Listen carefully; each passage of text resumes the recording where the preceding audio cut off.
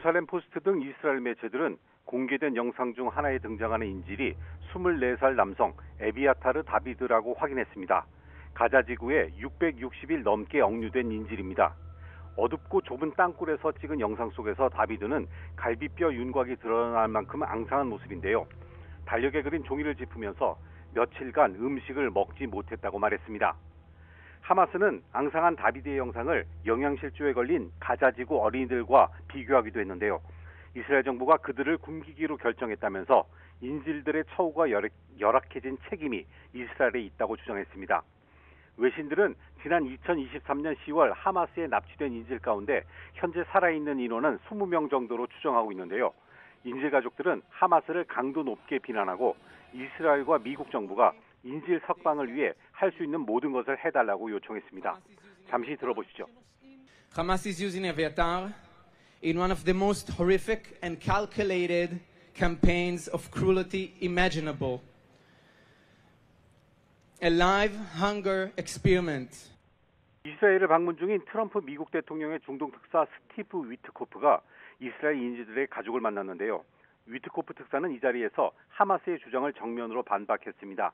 위트코프는 이스라엘과 미국의 주도로 식량과 의약품 제공 노력이 이뤄지고 있다면서 어려움과 부족함은 있어도 기한은 없다고 말했습니다. 위트코프 특사는 하루 전 가자 남부 라파에 있는 구호품 배급소를 살펴봤는데요. 일정 부분 긍정적으로 평가한 셈입니다. 위트코프 특사는 또 전쟁 종식과 피랍자 귀환을 위한 협상을 계속할 것이라고 강조했습니다.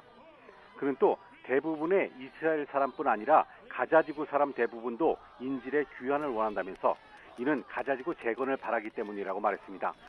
하지만 하마스는 위트코프 특사의 구호품 배급소 방문을 각본을 짠 연극이라면서 현장의 사실과 완전히 모순된다고 비난했습니다.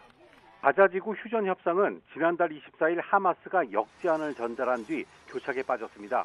하마스는 60일 휴전안과 관련해서 이스라엘의 철군 확대와 구호품 배급 방식의 변경 등을 요구하는 역제안을 전달했는데요. 하지만 이스라엘은 역제안 핵심 사항을 거부하는 답변을 지난달 30일 전달했습니다. 트럼프 대통령도 소셜미디어를 통해 가자지구의 인도적 위기를 끝낼 가장 신속한 방법은 하마스가 항복하고 이스라엘 인질들을 풀어주는 것이라고 말했습니다. 이런 분위기 때문에 휴전 협상 전망은 밝지 않습니다. 휴전 협상 중재군 이집트의 한 관리는 미국이 이스라엘 압박에 소극적으로 변하는 등 눈에 띄게 입장이 바뀌었다고 말했다고 레바논의 한 매체가 보도했습니다. 이 관리는 미국이 하마스의 항복을 요구하는 데 집중하고 인질, 포로 교환이나 일시적 휴전을 위한 협상에 참여하기를 거부하고 있다고 주장했습니다. 미국은 실제 하마스가 무장을 해제하면 갈등이 끝날 것이라는 입장을 굽히지 않고 있습니다. 지난달 30일에는 이례적으로 아랍연맹 회원국 22개 나라가 하마스의 무장 해제와 권력 포기를 촉구하기도 했습니다. 하지만 하마스는 저항과 무기가 합법적 권리라면서 무장 해제 요구에 응하지 않겠다는 뜻을 분명히 했습니다. 여기에 최근 프랑스와 영국, 캐나다, 포르투갈 등이 팔레스타인을 주권 국가로 인정하겠다고 하는 등 이스라엘을 향한 압박도 이어지고 있습니다. 결국 휴전을 위한 압박 수위는 계속 높아지는 분위기지만 실제 휴전까지 이어질 수 있을지는 확신하기 어려운 상황입니다. 지금까지 국제부에서 전해드렸습니다.